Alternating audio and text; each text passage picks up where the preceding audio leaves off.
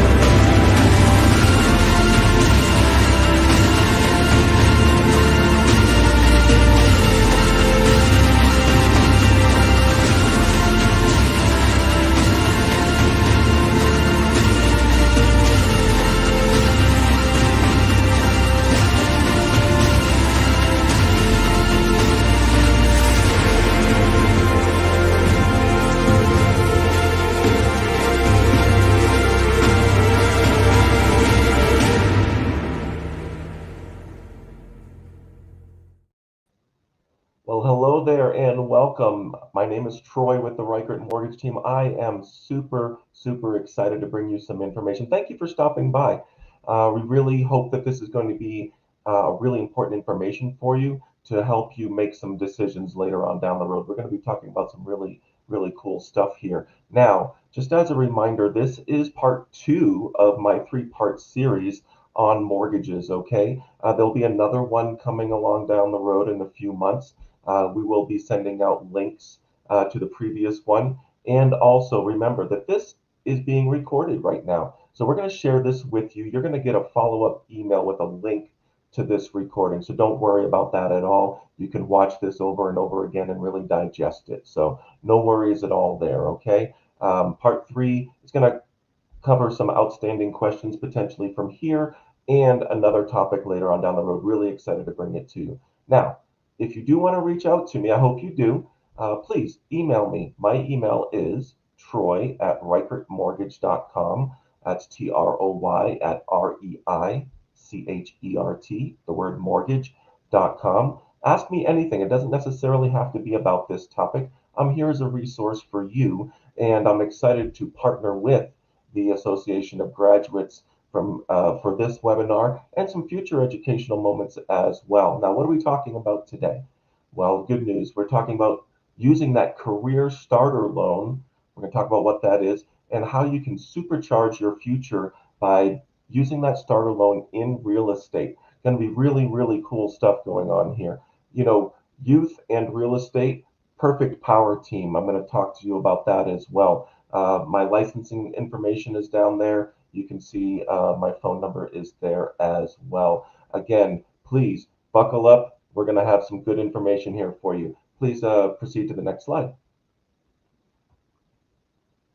So let's talk about what the Career Starter Loan is. Now, what I want to tell you is I do not give you the Career Starter Loan. I do not own that product, okay? This is actually offered by USAA, and indeed is it available to all commissioning sources. The good news is for the military academies, get a little bit better deal than other non-academy type sources such as ROTC, OTS, those types of things. So really good information here for you as well. Check this out. You're going to get a very low APR. I'm going to show you exactly what that looks like later on a specific slide. And you can use this Career Starter Loan for, gosh, almost anything. A couple of things you cannot use it for is you cannot get student loans or anything like that with it, and you cannot get this to pay for rent. So just realize, one, this is not my product. I got all this information from USAA, so things might change potentially later on down the road. I got this just about a month ago, at about December of 2023 is when I got this.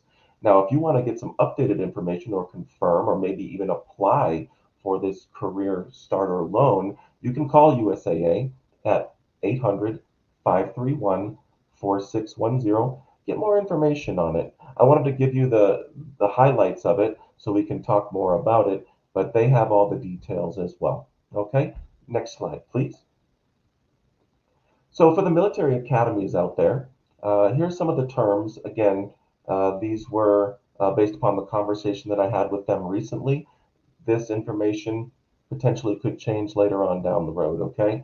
When is it available to you? Well, as a cadet, you can go ahead and apply and get this career starter loan 2 years before you commission, okay? Up to 1 year after you commission. So for those individuals who have recently graduated and commissioned, you can still potentially get this loan and use it to supercharge your future. The loan limit, you can go up to $36,000 on this career starter loan. That's a lot of money, and I'm going to show you how to potentially use that in real estate. Check this out. Your annual percentage rate, your APR, 0.75%. I don't know if I've ever seen an APR that low. Maybe on some auto loans later, previously, when I was a little bit younger, but that is extremely inexpensive as far as being able to loan money, and we're going to be able to use that to affect your future. And now, what's the payment plan look like on this? Well, the payment plan looks like a 60-month payment, okay, for $620 a month. Now, if you did the math on that, you're basically paying $20 a month in interest for this. So really, really inexpensive, as that APR shows you. The first payment that you have to make isn't due until August 15th of your commissioning year. So let's say you are 2 years away from commission and you do indeed get this career starter loan. You're not going to make a payment for over 2 years practically. And so you can use this money right away for a lot of different things, to include real estate. Okay. Now, some of the documents needed, it's almost none. The DMDC, okay, the Defense Manpower Data Center website is used. What is that website? Well, it is a database of where all of the military data is kept, to include cadets, active duty, separated, retired, dependents. They have all of this information. So USAA has access to enough information to be able to make sure that you indeed are a cadet and you can qualify for the career starter loan. So they make it easy, they make it inexpensive, and they give you an opportunity to get it within a wide range of time. So this is really great stuff. Next slide, please.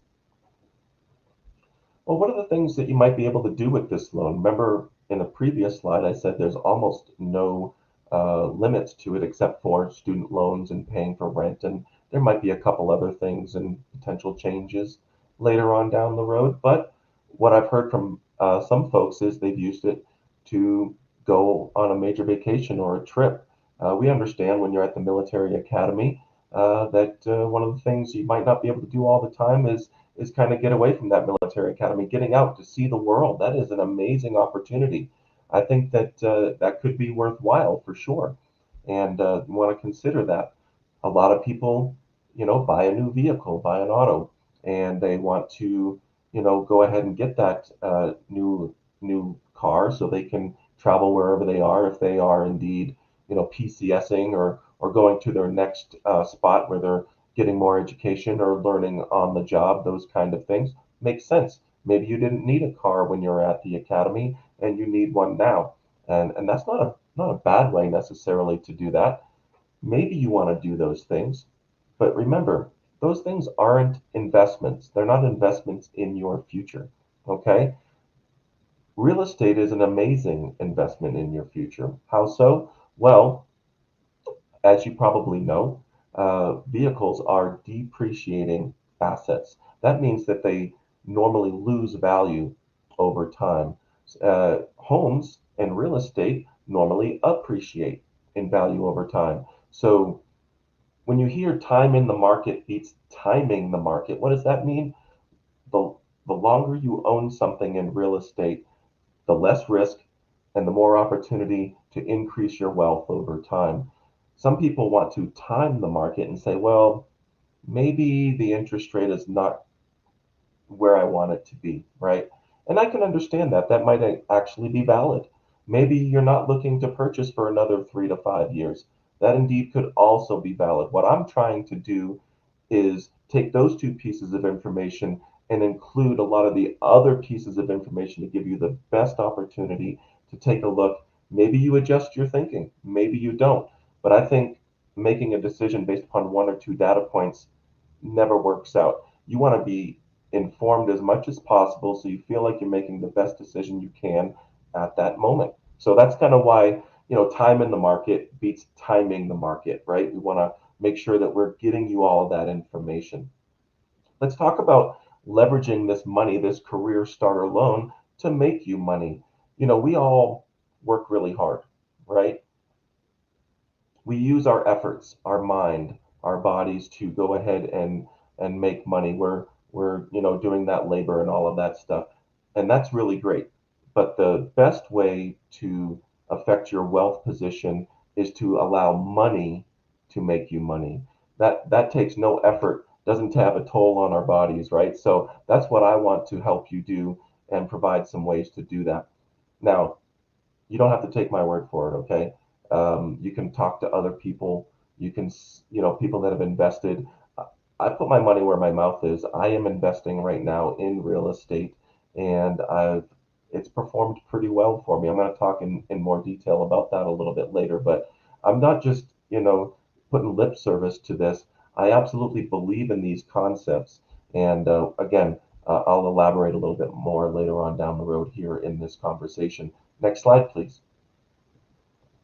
I wanted to provide a little bit of data for you to help you, again, make an informed decision. Now, you might not be able to read all of the information, as far as the amounts and the time periods, but you can see the graphical representation of what's going on here. Let me go ahead and explain. The median home sales, right, over the last about 3 years. This chart represents from the beginning of this chart of quarter two of 2020, and then it goes all the way to quarter two of 2023, a 3 year time span. They haven't put the data out for the remaining quarters just yet. They kind of lag behind a little bit while they're getting the data. So let's look at this a little bit. Quarter two of 2020, the median home sales nationally. Okay, obviously, if you're in a specific location, these numbers are going to change just slightly or maybe even a lot. But this is a national number that we're talking about. But I think that the graphical representation holds water for pretty much all areas.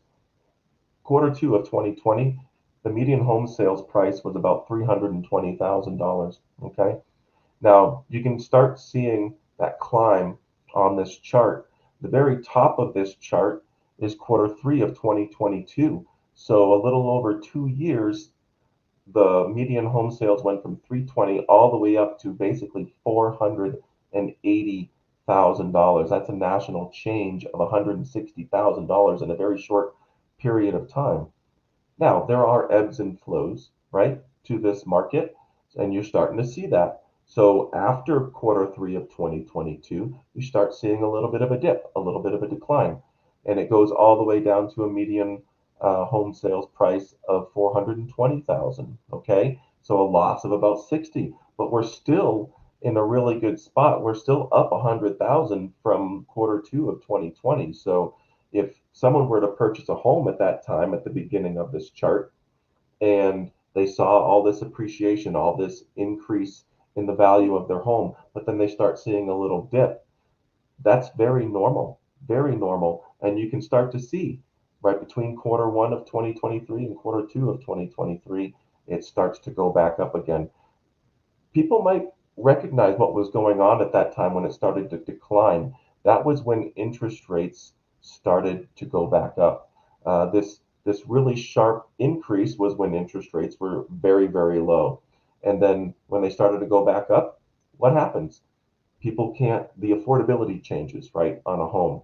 People might stay on the sidelines instead of buying because it's not affordable to them anymore, or they don't think it's affordable.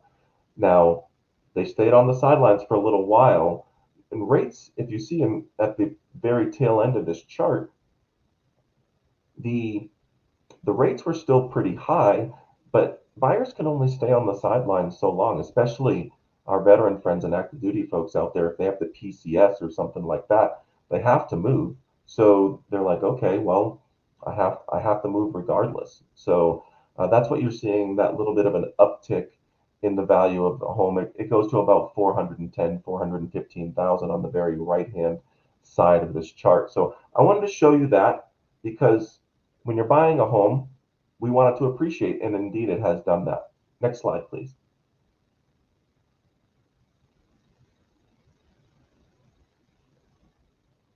So the next slide we're going to talk about is the FMR, or fair market rents. Okay, and this quick little chart goes from 2000 all the way to 2023.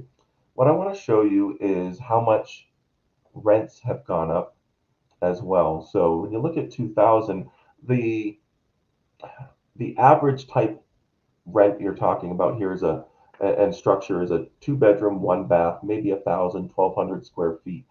It's enough to live, right? It absolutely is. But we're not talking about a very big apartment or even a home that you're renting here. What we're talking about is that apartment, that medium size apartment, okay?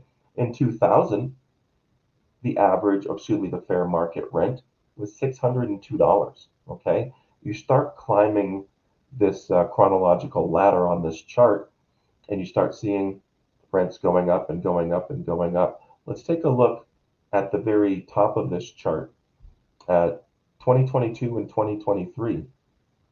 That same 2 bedroom, 1 bath, 1,000 to 1,200 square foot apartment is now renting nationally for 1,083 and then 1,180 in 2023. Look at those annual changes. Actually, in the last 3 years, 2021 and up 8%, up 9%. Oh, sorry, down 9%, and then up 8% again. Those are very swift changes. Now, what does this mean for you? If you're indeed looking to use this career starter loan to purchase a property, you're going to be able to not have to rent and expect a super high increase in your rent. You can start seeing how this can add up over time where you're living. Now, I want to be clear. There are times when renting makes sense, okay? I'm not saying it doesn't. But again, a consultation with someone like me, we can work through all of that. And maybe that's the path that you want to go. But sometimes you're like, oh, light bulb moment. You know what? I do want to purchase a home.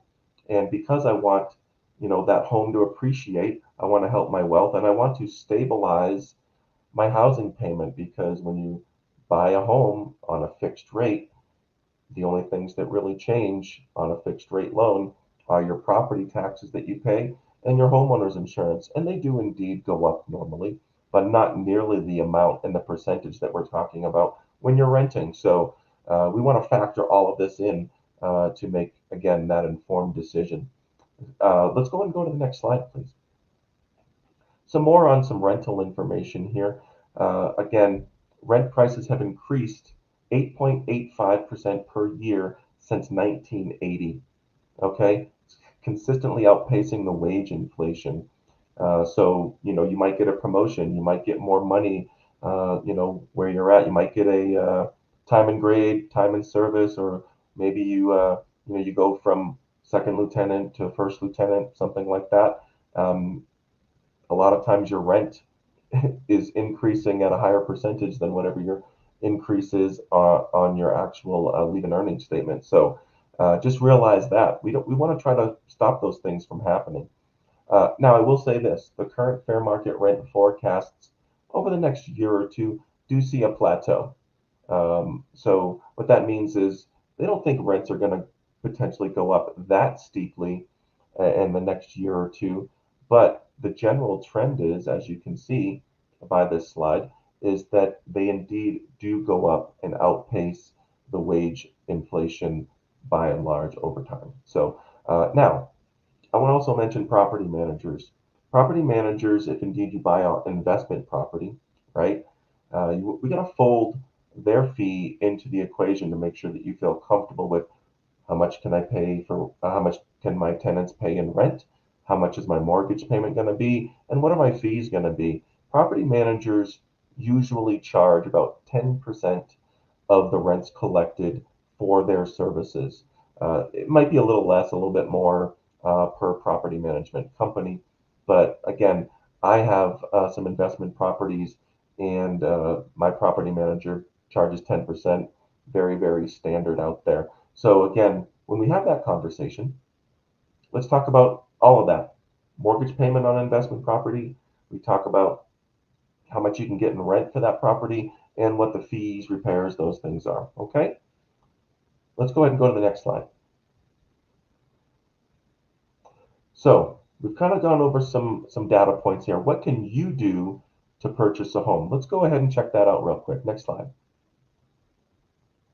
So you can buy a primary residence. There's different uh, occup occupancy types of residences that you can buy. So this is a primary residence. You're going to live there. What types of loans can you do for a primary residence? Indeed, you can use your VA loan. Well, Troy, why would I need my career starter loan? If I get a VA loan, I don't have to put any money down, right? Well, that's indeed correct for 95% of the people out there. There are some stipulations sometimes where you might have to put a down payment on a VA loan, by the way, but generally speaking, no money down. You can use the career starter loan for closing costs. Indeed, even though you don't have to put anything down, you will have closing costs as a buyer. Now, you might be responsible for those closing costs. Sometimes you can negotiate the seller to pay some or all of those closing costs, but you don't know that for sure. You can use your career starter loan for those closing costs. Closing costs are going to be different per house, per location, per purchase price, but I would say the average closing cost for me, I try to keep those super low for you, would be somewhere in the neighborhood of we'll call it $5,000 to $8,000, maybe 5,000 to 9,000, somewhere in that range, because it's not just closing costs. We're collecting your first year's homeowners insurance. Maybe there's a homeowners association in there that the association is collecting some money as well. So, it's not the $36,000, but it is a hefty chunk of change that you potentially could need for buyer closing costs. Okay. Now, when you buy a home, though, you kind of want to have some money left over in reserves, right? For go ahead and have like a nice little emergency fund in case that property needs repairs, those kind of things, right? So if you're not renting, right, you can't call your landlord and say, hey, please fix my dishwasher. You actually have to fix those things on your own. So having an emergency fund is an amazing way to not have to put things on your credit card, right? Which is going to make your credit score go down. And a lot of times those credit cards, 15, 20, 25% is your APR on those instead of the 0.75% on this career starter. So kind of makes a lot of sense, in my opinion, to use that career starter for buyer closing costs and funding that emergency fund and putting it over in savings and just kind of not touching it until you need it. Now, we talked about the VA loan a little bit. There are opportunities where you might want to use a conventional loan on your primary residence instead. And we can talk about the specifics of that with you. But, you know, conventional loans need as little as 3% down if you're a first time home buyer. And I'm sure a lot of you listening and watching this right now are indeed first time home buyers. You can use the Career Starter loan for the down payment and closing costs in this instance. So let's kind of go through an example real quick. Let's say you found a home for $300,000. Okay. On a conventional loan, you can put as little as $9,000 down if you're a first-time home buyer. If you're not a first-time home buyer, you can do it for as little as 5% down. And again, in this example, it would be $15,000 that you would need for a down payment. And then when you tack on that five to $9,000 in closing costs, right? Then we still have enough left over if you do indeed get the full 36,000 to fund that emergency account that you have off to the side. So a really great way to use that career starter loan. FHA loan. Why would you want to use an FHA loan? Again, FHA loans are a great product, okay? Let's say you don't want to use your VA loan just yet, and you want to do an FHA loan on your primary residence. The main reason why you might want to do that is sometimes the seller doesn't want to provide a VA loan to the potential buyer. They can decide that for themselves on what type of loan products that they're going to go ahead and allow a buyer to use. So maybe FHA and conventional are the only options when you're looking at this particular house. So FHA, you can put as little as 3.5% down. So again, in this scenario, $300,000, you're looking at $10,500, and you can use the Career Starter loan for that and your closing costs. Now, another nice feature of the FHA loan is they aren't quite as sensitive to the credit scores as conventional loans. And oh, by the way, the VA loan isn't as sensitive to the credit scores as well. In fact, the VA does not have a credit score requirement at all. Lenders do. Okay, so we can absolutely put all of those pieces together and see what might work for you. 95% of the time, if you're looking at a primary residence and you're either active duty or you are a veteran, separated, retired, VA loans the best loan on the planet, hands down. But there are a handful of times when it might not be the best option for you. So these are what you can do on a primary residence. Let's look at the next slide and see what other opportunities we have. Instead of a primary residence, you can look at a second home. A lot of times, a second home is called a vacation home. You can own this property. You don't have to have this. This can be your only house, by the way. You don't have to have a primary and then buy a second home. But the real difference between this second home and what we're going to talk about next, investment property, is you cannot use any of the income that you're generating from this second home in your mortgage application to qualify. Okay. So, for instance, second home, let's say you're living in Las Vegas, but you really love to ski and you want to buy a second home in Colorado in the mountains. Absolutely possible. Okay. Uh, but let's say you're only going to use that and be in that second home for 4 months out of the 12 months. No problem. That other 8 months, you're like, you know what? I kind of want to Airbnb it, or I want to, Verbo or something like that. There's no problem in doing that necessarily. You might have to check with the local area to see if it's allowed, but you cannot use that potential income that you say, hey, I'm gonna rent it out 8 months out of the year. That's what I want to use to qualify for this loan. Not allowed on the second home. It is indeed, a second home is a conventional loan, just like your primary had a conventional. Second home uses conventional. You can put as little as 10% down. So that $300,000 second home, 10% down is 30,000. But wait, Troy, you said the maximum loan amount I can get on the Career Starter is 36, and I might need as much as, $9,000 in closing costs. And what about my emergency account? Well, what I would say is you're absolutely right. We need to look at that and put that together. But it gets you almost to the finish line, right? And so that Career Starter can fund your down payment and a hefty portion of closing costs if necessary. Again, remember, sometimes the seller will help out with all or some of those closing costs.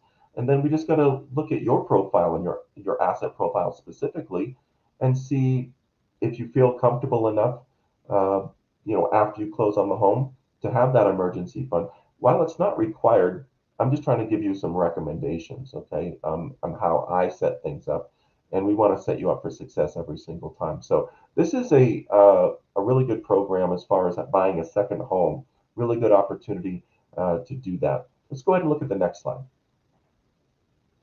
So as far as investment properties are concerned, right, this is where you're going to buy a home that's away from you for the most part, or at least you're not going to live in it, right? You can start your rental income portfolio with an investment property. You can indeed, unlike the second home, you can use the income that you're going to generate from this property in qualifying for the income, okay? In addition to what income you're making, if you're working, if you're active duty, if you get some type of pension or something like that, we can fold all of that in there, okay? Now, again, just like a second home, it can be your only home. You don't have to own that primary residence and then buy an investment property. We can start right off with that investment property. So we got two different types of loans that we can look at for an investment property. We can do a conventional loan, again, as little as 10% down. Uh, you can use that career starter loan to do that. The numbers are almost identical from that standpoint between a second home and an investment property. Now, let's say even if we tried to use the income from the investment property and all the other income that you have in your mortgage application, and we're not quite there yet, we don't quite qualify. This second loan option is really great to get that investment property and get that started for you. It's called a debt service coverage ratio, DSCR loan. Okay, and really what they do is they don't look at anything except for how much is your mortgage payment, how much are you going to make in rents, and they look at that ratio and they see if you qualify or not. I will say that the interest rates on this particular product are indeed higher than the conventional loan. But think about this. If you indeed like what's going on here, let's say you can rent that home for 1,500 a month and your mortgage payment is 1,000. Why wouldn't it be a great idea to investigate to see if you can, make a couple $100 while someone else is paying that mortgage while the home value is increasing? I think it's a great opportunity to take a look at. So we talked about primary, we talked about secondary, we talked about investment property. These are the types of occupancy properties that we can look at. Next slide, please. All right, so wanted to see if we have any questions here. Looks like we have a few, which is great. Thank you for your questions. Let me look at the first one. As a cadet, can I get a mortgage? Can I buy a house? Well, the short answer is no. I'm going to dig in a little bit to that. So I checked and called the VA and I looked at their guidelines. And technically speaking, a cadet can get eligibility for a VA loan, okay? But the military academies themselves restrict the ability for cadets to purchase a home. Very smart, as a matter of fact. We don't need all the cadets spread around all over creation. You want to be centrally located there so you can maximize your opportunity at the academy. So uh, you can get the career starter loan before you graduate. Come up with a plan, right? Let's get that consultation put together, and then after you graduate, we'll know exactly what you can do and what you want to do at that time, and we can act fast. That way, you don't miss out on an opportunity to supercharge your future, right? So, a cadet cannot get a mortgage, nor can they buy a home. Let's wait till after you graduate. Let's see what the other question is here. Oh, great question. Wow. Okay. How do you build a credit score? How do I build my credit score is the question. So there's a couple different ways. I didn't explain this at the beginning. I am indeed uh, able to help out with credit. I am certified in credit counseling and really passionate about it. Quick little backstory. I'm active duty. I was active duty. I apologize. I served 20 years. I'm retired. And when I bought my home, I thought I had to fill all my stuff, and I racked up some credit card debt. And so I don't want that to happen to anybody else. And I'm really passionate about making sure we do it smartly every single time. So, how do we build your credit score? Well, there's a couple different ways. If you're a cadet right now, my recommendation would be let's get you a couple of credit cards, and you can actually get what's called secured credit cards. Okay, these types of cards use your own money in your bank account to create the limit. For instance, you can take $500 out of your bank account and get a secured credit card with a $500 balance. And really, all you want to do on these credit cards, these secured credit cards, is put a small amount on it each month and pay it off. Maybe a tank of gas if you have a car, maybe a bag of groceries or something like that, or maybe a night at the movies. But this is not something you want to pay it off each month. You don't want this to build and build and build until it hits your limit because it defeats the purpose. You're going to actually get a lower credit score that way. So you usually have to have these cards for about 6 to 12 months. We need to see some activity on that. And what happens is the credit bureaus, they have this algorithm. Nobody knows what it is except for them, but you can kind of see how it works. What it's what the algorithm is saying is if you put like $50 on per month on your credit card, and then you pay it off each month, when you have a $500 limit, they're saying, well, this person doesn't need the credit card to live. They just use it and pay it off each month, and that's going to create a really really amazing credit score for you. Now, another opportunity if you wanted to talk about it is if you have a family member willing to help you become an authorized user on an already existing credit card, then you can do that as well, and you automatically absorb the algorithm's reading of that particular credit card. Now, you're not going to get the same credit score as that family member, but again, if that credit history on that particular card is great, within 15 to 30 days, you're going to have an amazing credit score as well. So we can talk more about that in our consultation for sure, but I kind of wanted to give you an idea of what that looks like. Next question that I see, let's see, as a young second lieutenant, do I need a cosigner? Well, the answer is maybe. What do I mean by that? A cosigner is normally used if you don't have enough income to qualify for a mortgage that you're looking for. And what happens is, as long as this cosigner has more income than they do liabilities, monthly payments on their credit cards and such, then they're going to create a bigger debt to income ratio, or excuse me, they're going to create more income, which reduces, I apologize, that debt to income ratio and allows you to qualify for more homes. So if you're a second lieutenant and you make enough income to qualify for what you're looking for, then the answer is no, you don't need a cosigner. But if indeed you're looking for more house or those kind of things and you need more income to do so, a cosigner is a great option. Now, I will say this, that cosigner needs to trust you and you need to trust that cosigner, but those are conversations that are really important to have. And if everybody feels a comfort level there, then yeah, a cosigner is not a bad idea if you need a cosigner to increase that income. I see one last question. Can I get the career starter loan after I graduate? Yeah, great question. I believe what it said on that previous slide was there's a 3-year window in which you can access the career starter loan. It is 2 years before you graduate to 1 year after you graduate. Again, I don't own that program. USAA does. They could change that requirement, but as it stands right now, that is the window of time in which you can get that career starter loan.